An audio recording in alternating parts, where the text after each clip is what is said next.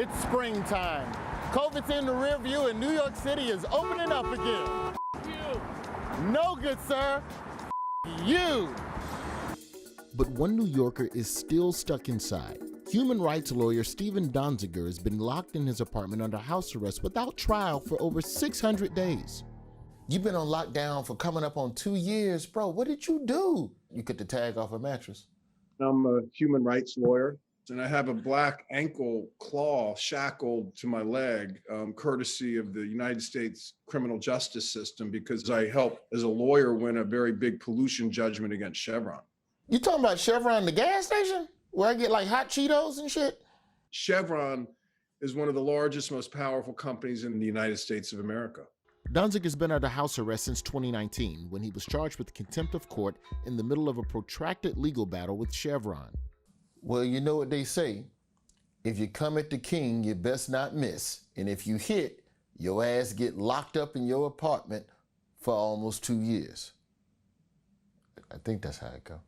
I mean, the attacks on me are just to distract attention from what they did down in Ecuador and the pollution they caused. They call it the Amazon Chernobyl. Todo es una sola mortandad de animales, ya le digo, con la contaminación, porque se van abajo al estero, se toman el agua. Billions of gallons of toxic waste dumped in the Ecuadorian Amazon. Rivers and lakes poisoned with oil, elevated cancer rates in indigenous tribes. Steven and several other lawyers brought a lawsuit that led to a $9 billion legal judgment against Chevron. So why is this the first time I'm hearing about it? Where are the influencers with the little oil square Instagram posts? I think there's a atmosphere in a lot of these media outlets where they get scared to do stories that would expose the corruption of some of their major advertisers. The New York Times actually did assign a story about me to a major journalist there. 2 weeks into it, he called me up and he said they killed the story. Major networks have reached out.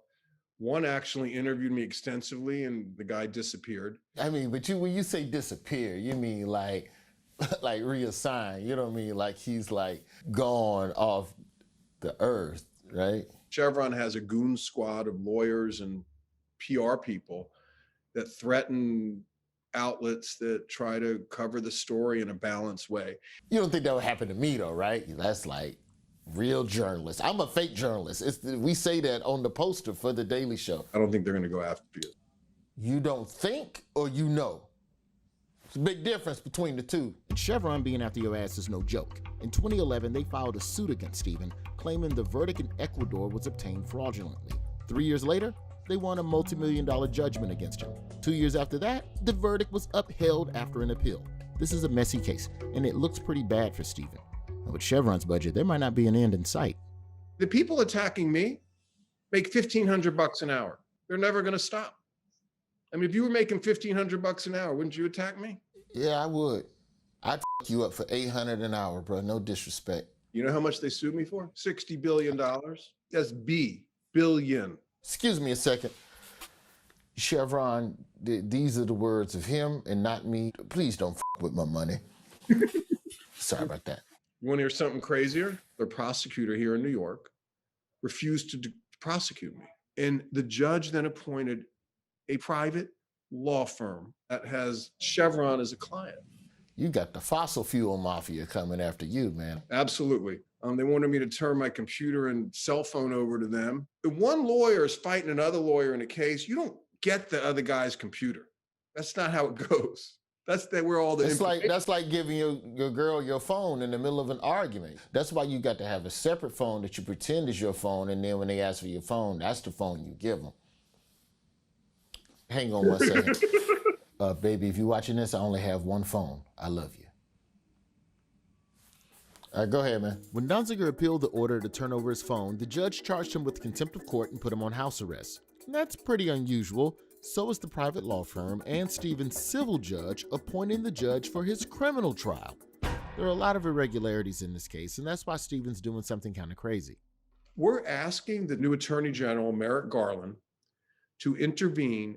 I promise you, I'm the only lawyer in the United States right now who is begging to be prosecuted by the Department of Justice. Prosecute me. Take it out of the hands of the private Chevron law firm, because it is inappropriate for a private law firm to be prosecuting someone when they can go to jail. Hell no, you don't want to go to jail as a human rights lawyer. They're going to be harassing you day and night for free legal advice.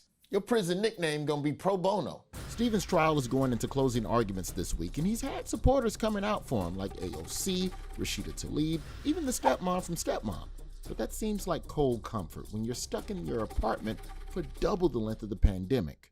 I mean, at this point, your house arrest might outlast the Amazon. If I didn't exist, Chevron would invent me. And they don't want people thinking about their pollution. They want people thinking about that lawyer. The people on the Amazon, they guard the lungs of the planet for all of us. If I can't do this work, we're dead. All of us. It matters. At the end of the day, this case is about an oil company claiming they didn't pollute. What else do you really need to know? I feel bad for Stephen, but not bad enough to go full Aaron Brockovich. Man, I'm not with you no more. I'm nervous, man.